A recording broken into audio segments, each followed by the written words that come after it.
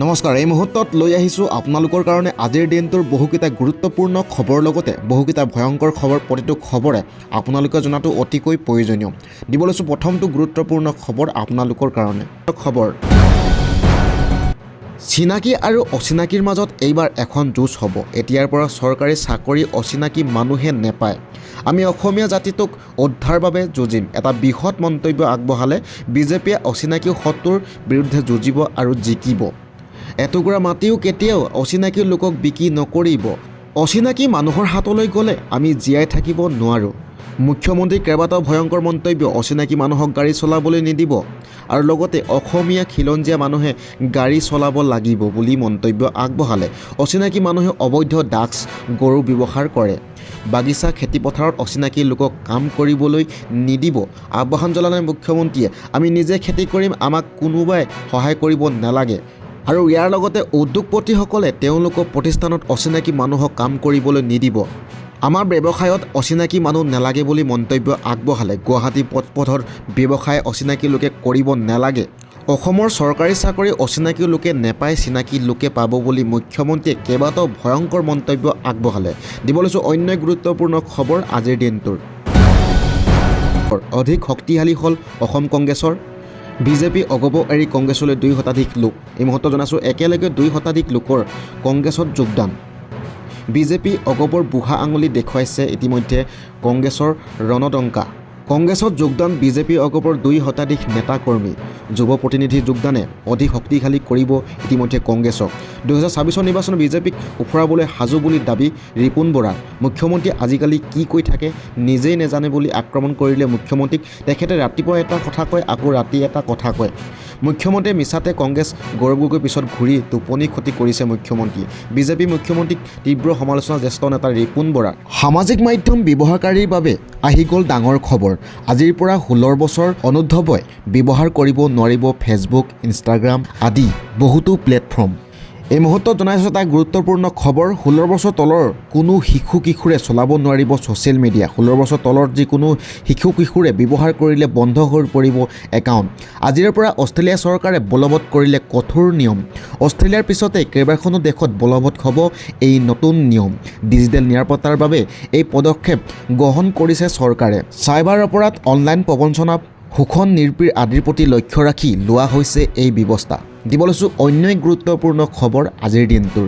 ৰাজ্যত আহি গ'ল নিৰ্বাচনী বতৰ। 27 ডিচেম্বৰত প্ৰকাশ পাব খচৰা ভোটৰ তালিকা। শীঘ্ৰেই ঘোষণা হ'ব বিধানসভাৰ নিৰ্বাচনৰ দিন। এই মুহূৰ্তত দিব বিচাৰিছোঁ গুৰুত্বপূৰ্ণ খবৰ। শীঘ্ৰেই ঘোষণা হ'ব বিধানসভাৰ নিৰ্বাচনৰ দিন। 1500ৰ পৰা 1200লৈ হ্ৰাস পাব প্ৰতিটো কেন্দ্ৰৰ ভোটাৰ সংখ্যা। আৰু আনফালে ৰাজ্যত বৃদ্ধি হ'ব 1826টা ভোটৰ কেন্দ্ৰ। ইতিমধ্যে ভোটাৰ তালিকাৰ পৰা কটন হ'ব মৃত্যু হোৱা লোকৰ নাম। আৰু আনফালে ঠিকনা সলনি হোৱা লোকৰ নাম নিৰ্দিষ্ট এটা স্থানতহে হ'ব অন্তৰ্ভুক্ত। 22 নৱেম্বৰৰ পৰা অসমত চলি আছে এছআৰ প্ৰক্ৰিয়া। 20 ডিচেম্বৰলৈ ঘৰে ঘৰে বুথ লেভেল অফিচাৰে কৰিব এই প্ৰক্ৰিয়া। তেওঁলোকৰ হাতত আপোনালোকে দিব লাগিব সকলো নথিপত্ৰসমূহ। নিৰ্বাচনৰ পূৰ্বে ভোটাৰ তালিকা পুনৰীক্ষণৰ বাবে নিৰ্দেশ নিৰ্বাচন আয়োগৰ। আনফালে দিব লৈছোঁ অন্য গুৰুত্বপূৰ্ণ খবৰ আজিৰ দিনটোৰ।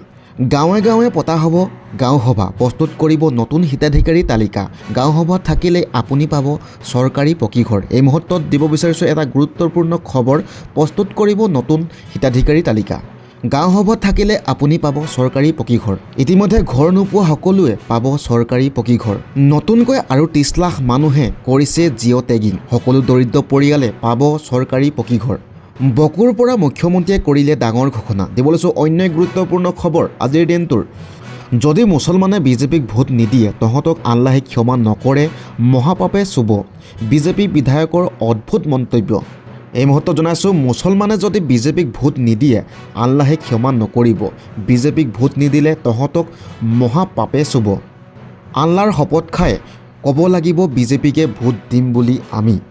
যিখন চৰকাৰৰ চাউল খাবি সেইখন চৰকাৰে গুণ গাবি বুলি মন্তব্য আগবঢ়াইছে।